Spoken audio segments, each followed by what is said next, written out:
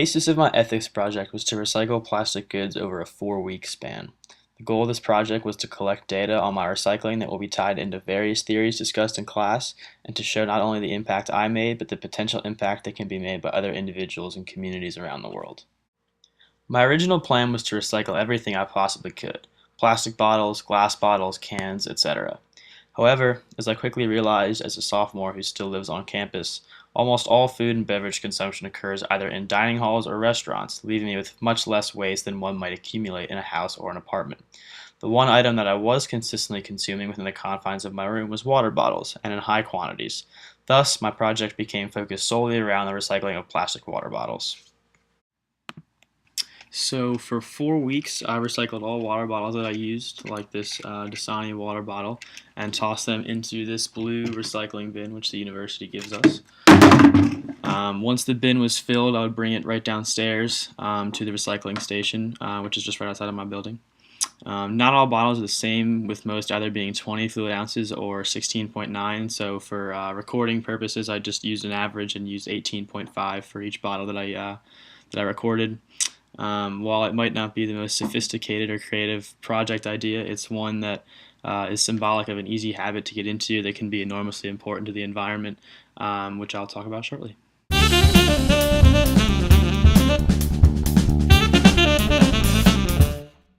Recycling is beneficial to the environment in many ways, but perhaps the biggest benefit of recycling is the reduction of waste in landfills. Landfills are ecological disasters that harm the environment in a variety of ways. First, landfills create runoff of many toxic materials into the soil and waterways, ranging from mercury to arsenic.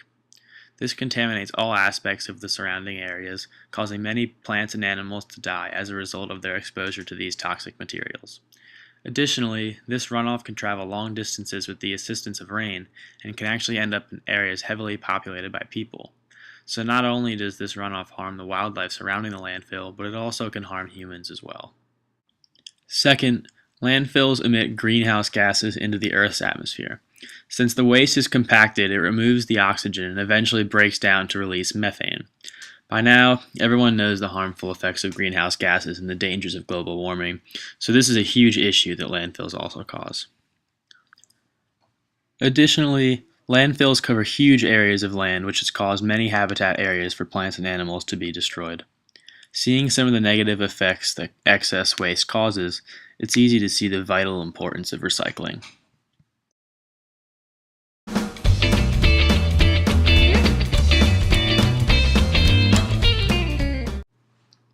Now let's take a look at the data. As you can see, the amount of bottles I was able to recycle each week was mostly consistent with 19 the first week, 17 the second week, 21 the third week, and 17 in the fourth, for a total of 74 bottles. At this pace, I would recycle 962 plastic bottles in a year. The second graph shows my weekly recycling numbers in terms of total fluid ounces on the assumption that each bottle is 18.5 fluid ounces. At this rate, I could successfully recycle a staggering 17,797 fluid ounces in a year. There is a disclaimer that goes along with this data. The first is that while these numbers represent the bottles I recycled in my room, there were plenty of plastic goods that I used outside of my room that more than likely found their way to the trash. So while that's a positive in that I have an even bigger capacity to recycle, it shows that I didn't exactly always follow my original rule for my project to recycle all plastic goods. Even with the flaws, this data still gives a great representation of the recycling potential that every individual possesses.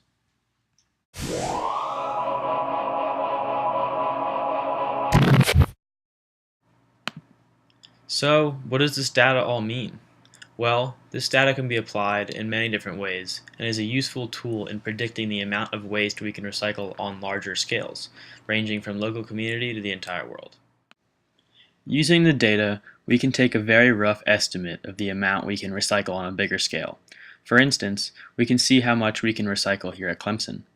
With about 17,000 undergrads, if every student recycled plastic bottles based on the amount of bottles I recycled, Clemson students could recycle 1,258,000 bottles in only 4 weeks. If every Clemson student recycled for an entire year, we could recycle an incredible 16,354,000 bottles. In a decade, Clemson would be responsible for the recycling of 163,540,000 plastic bottles. That is an incredible number for only one relatively small community in America. If our community can make such a huge impact, imagine the impact we can make on a much larger scale. Now let's look at things from the perspective of the USA as a whole. With about 324 million people in the US, we could recycle 23,976,000,000 bottles in only 4 weeks. In an entire year, we could recycle 311,688,000,000 bottles. Again, these are incredible numbers for such a short amount of time, especially keeping in mind that those are only for the recycling of plastic bottles. Take these numbers to the entire world, and you can see the amazing impact that we can have just by recycling. Keep in mind, all of these numbers represent only the potential recycling of plastic bottles. If we recycled all recyclable goods, our impact would increase substantially. We have an ability to greatly reduce the effects of landfills and excess waste. Runoff can be limited, greenhouse gases can be reduced, and we can greatly improve the environment and put a serious halt on the effects of global warming.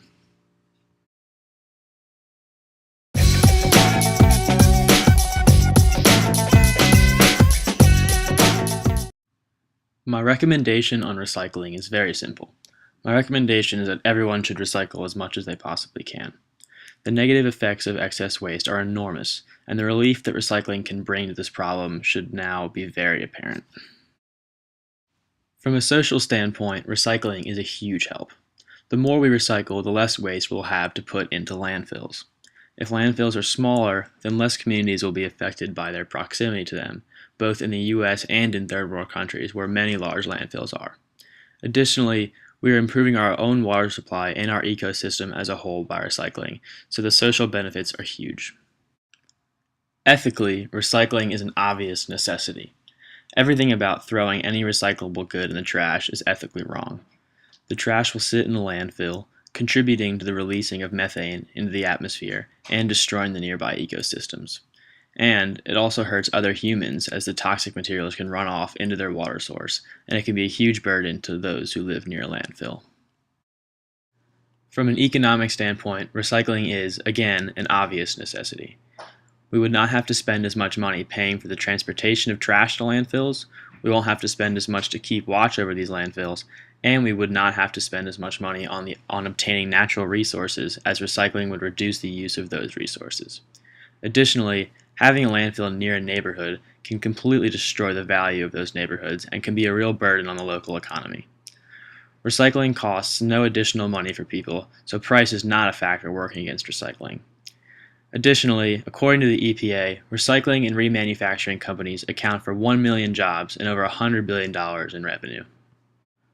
Recycling is clearly beneficial in numerous ways, and the impact of waste on the environment can be significantly reduced by the simple, convenient, and free method of recycling. So, my very obvious recommendation is that everybody should recycle.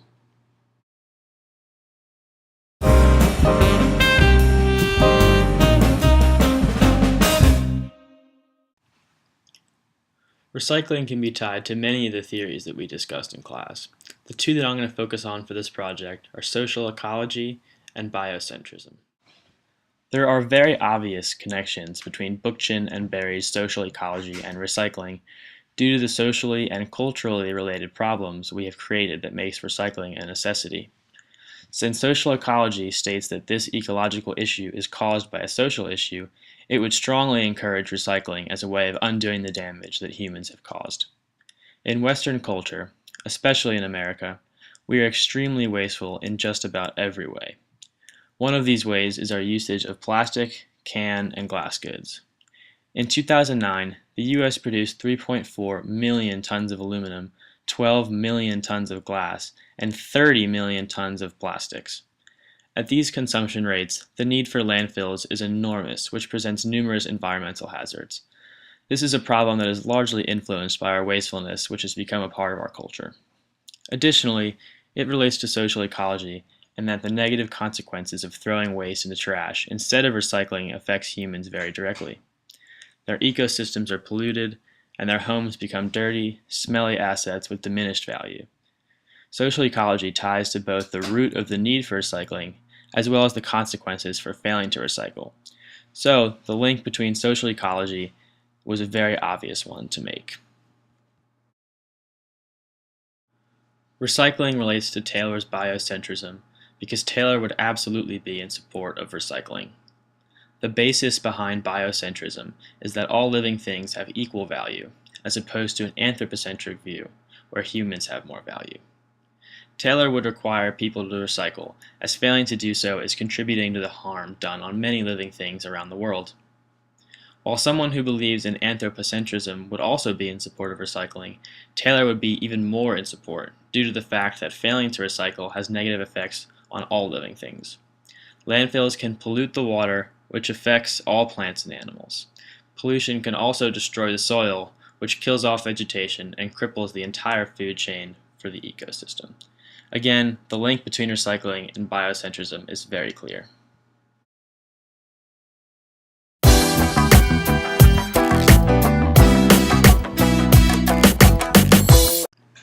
In conclusion, the benefits of recycling are enormous, and I had a tremendous experience with this project. It allowed me to see the impact that I can make as an individual, even with something as incredibly easy and simple as recycling. It was really interesting to extrapolate my data and see the impact that people can have on the environment by recycling. While this was a topic that many people already have a decent understanding of, it's important to really see the impact that it can have, and it really proves that recycling should be an absolute necessity for everybody.